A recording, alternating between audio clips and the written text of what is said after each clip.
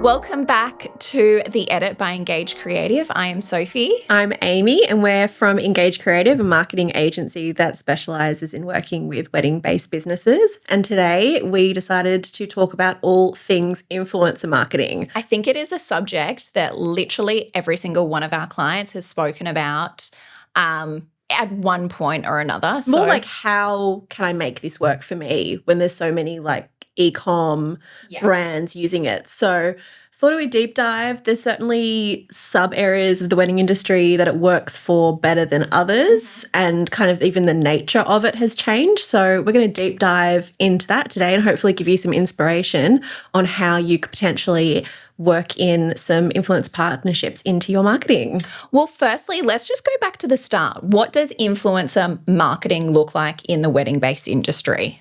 Well, I mean, back in the day, it was when celebrities were getting married and people wanted product placements or that kind of thing.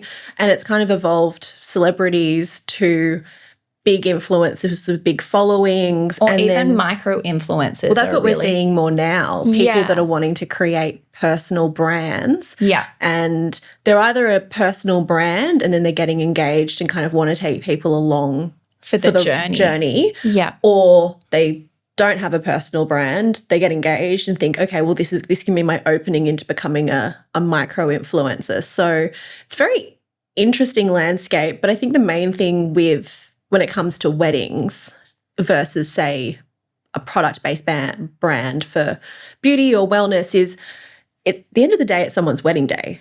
Yeah, and it's a really, I think the influencer needs to be really authentic because it is their only one day that they are doing this. So I think that when it has successfully worked really well is when that particular influencer takes their followers on that journey. So if, for example, it is a incredible influencer that has bought a wedding dress, taking her followers on with the journey of going to the boutique, her fittings, that process of which gown should I try on, that's when we start to have fun and see those results.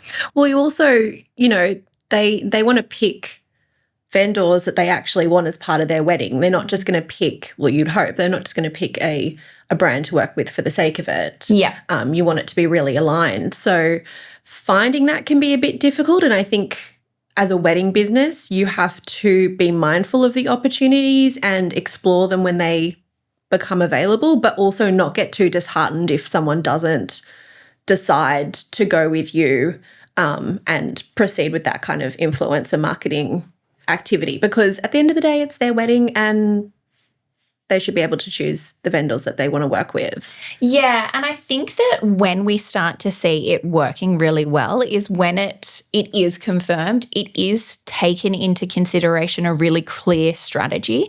So before you start working with that influencer, firstly, always do a contract. I think that is my number one. Well, we're going to deep dive into that in a little bit. But yes, setting up a clear strategy of what are your objectives before working with that influencer, I think is a great place to start. Well, not even like a specific influencer, but just be mindful. Okay, you're going to be conscious and being aware of people that are getting engaged. Yeah. And then how are you going to first interact with them? Yes. I mean, you've done it on numerous occasions. You know, the classic DM.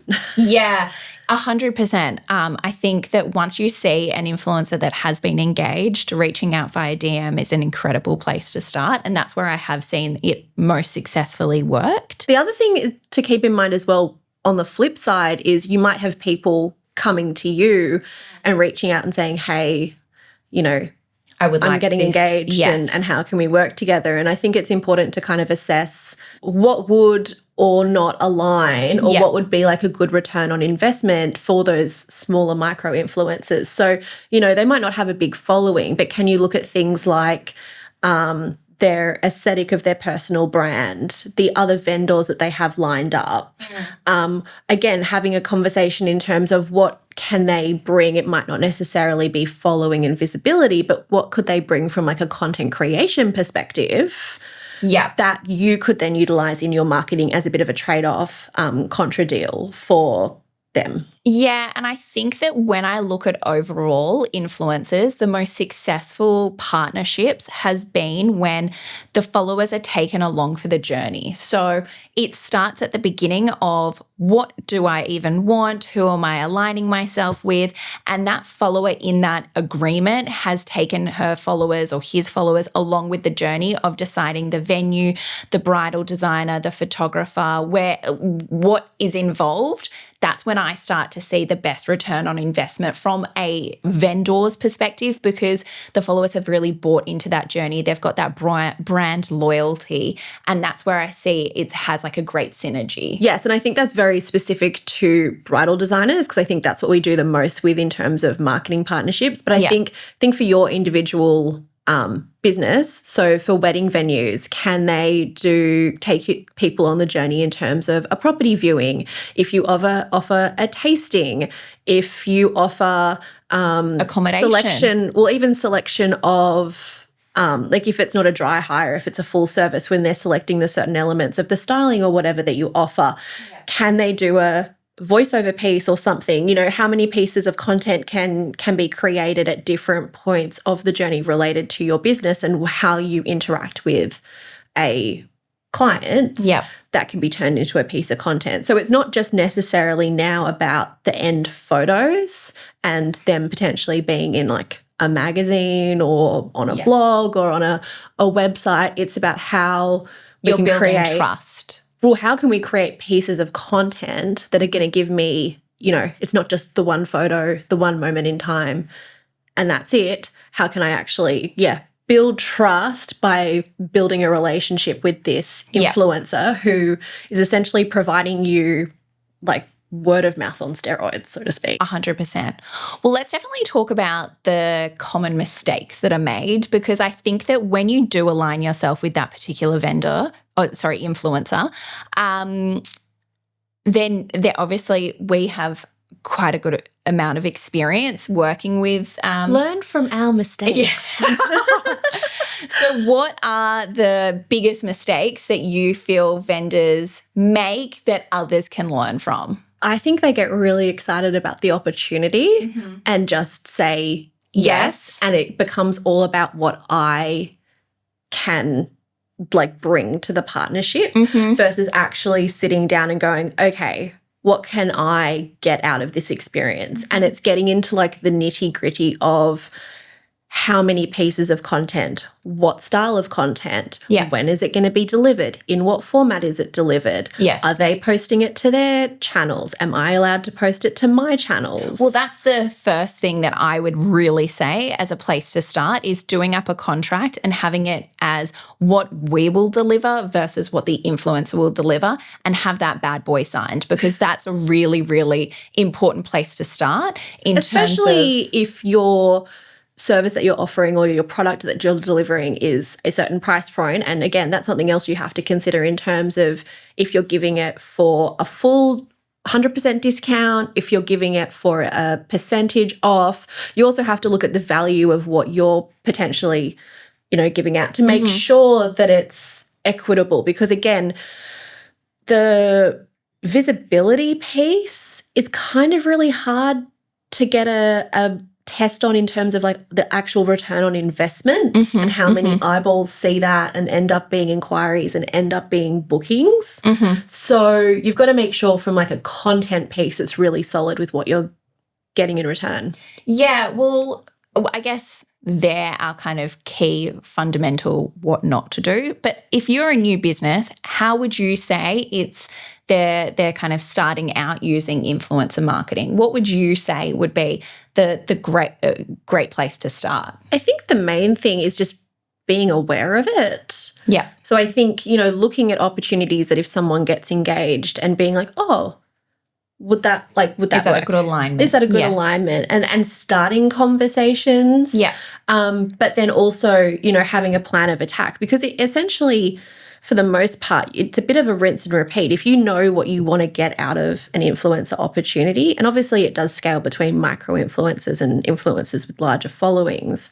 But if you can kind of go, cool, this is what I would like delivered and decide on that and kind of have that as a template, that then it's all just being mindful about it. I feel like business owners as well are just caught up in everything that, again, influencer marketing is a little bit like PR. You've got to wait for opportunities to come for you, and it's a bit hard to like measure if they're actually going to go through or not. So I think it's just being aware of it. My biggest advice when I am looking at like marketing and influencers is don't discount micro influencers. I really think that they have great brand loyalty. People really are invested in their journey. So do not discount the opportunity of working with influencers that have that 8 to 10 to 12,000 followers, because I really think that if you get a couple of those good ones, you will start to see a good return on investment. And if they're a great brand alignment, it's equally beneficial for you. Well, I think with those ones, what we've known from our experience is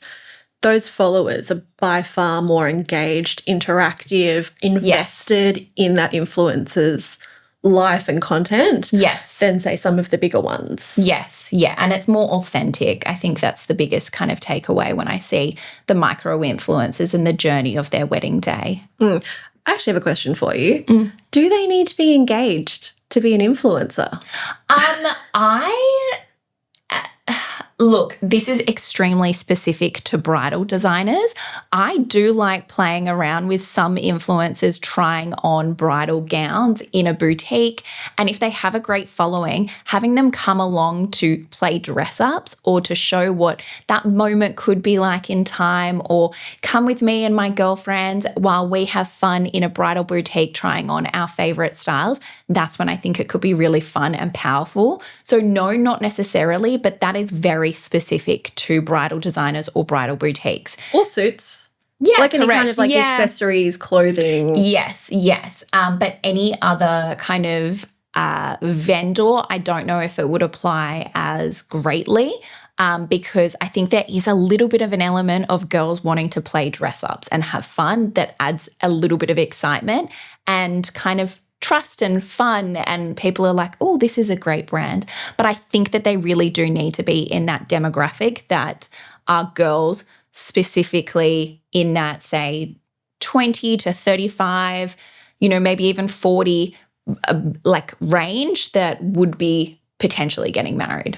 I would agree. I think, again, look at opportunities. Yeah. And I think, it's being aware.